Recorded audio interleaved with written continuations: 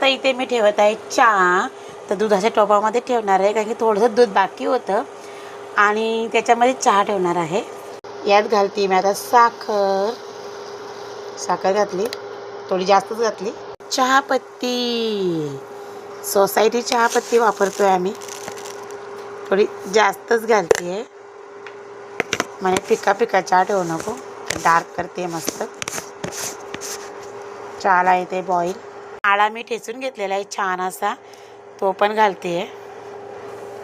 आणि आता आपली चहा उकळण्याची प्रोसेस ही फास्ट फास्ट फास्ट चालू आहे.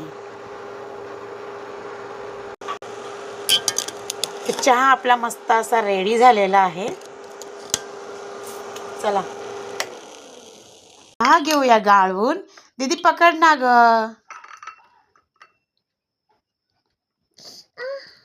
काय नाही, आहा काढ बघू. मस्त. ते चहा ओतलाय मी कपात, जास्तच झाले जरा, तर नंतर कमी करून घेऊया. तर आज काय टोस्ट वगैरे काय खाणार नाही आहे कारण की आज आहे संकष्टी चतुर्थी. मग चहा नुसतं असंच पिऊया. थँक्यू. तर आपला मस्त असा स्पेशल चहा तयार झालेला आहे आणि आता मी तो पिणार आहे. तर बघा, व्हिडिओ आवडले तर व्हिडिओला प्लीज लाईक करा. Thanks for watching.